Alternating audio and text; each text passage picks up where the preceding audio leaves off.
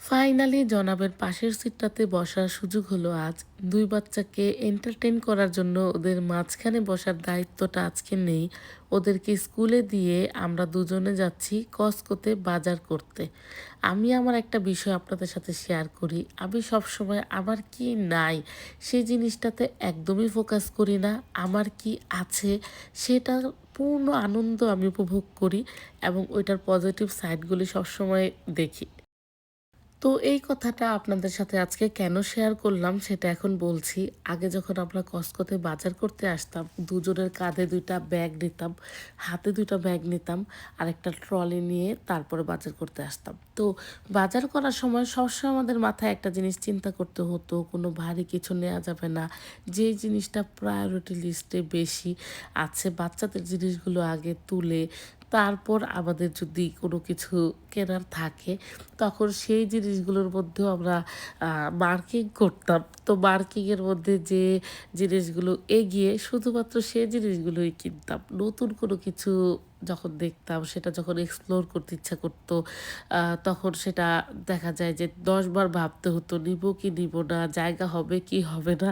তো এটা হচ্ছে বাজার করার সময়ের যে স্ট্রাগল। তারপরে হচ্ছে সেগুলো ব্যাগের মধ্যে এমনভাবে টাই করে গোছাতাম যেন ২ জনের কাঁধের ব্যাগ, তারপর ট্রলিতে সবকিছু হয়। ম্যানেজ করে তারপর যখন বাস দিয়ে যেতাম, ওয়ার্ডেন স্টেশন দিয়ে আমাদের বাসায় যেতে হয়। আর ওয়ার্ডেন স্টেশন হচ্ছে একমাত্র স্টেশন যেখানে কোনো এলিভেটর নাই।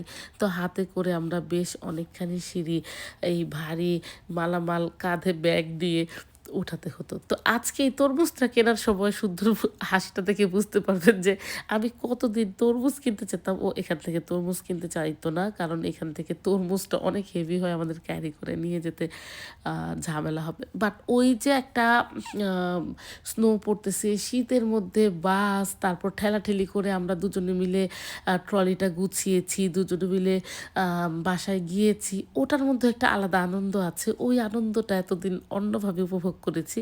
আবার আজকে যে একদম স্ট্রেস ফ্রি বাজার করলাম, কি নিব না নিয়ে ভাবতে হয়নি। এই মনে যেটা ইচ্ছে হয়েছে নতুন কিছু এক্সপ্লোর করার জন্য কিনতে ইচ্ছে করেছে, আমিও সেটা কিনেছি। এখন আবার দুজনে মিলে গাড়িতে সবকিছু গুছিয়ে দিচ্ছি। এটা আবার আরেক রকমের আনন্দ।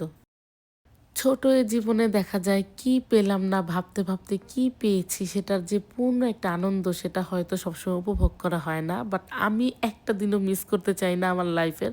প্রতিটা দিনই আমি উপভোগ করতে চাই কি পেয়েছি সেটাই। আর আমার এই ভাবনাটা আপনাদের সাথে আজকে শেয়ার করলাম। আমাদের জন্য দোয়া করবেন সবাই। হাসিখুশিভাবে যেন এভাবেই আমাদের প্রতিটা দিন কেটে যায়। আর আপনাদের জন্য রইল অনেক শুভকামনা। ভালো থাকবেন সবাই। আজকে এখানেই জানাচ্ছি আল্লাহ হাফেজ।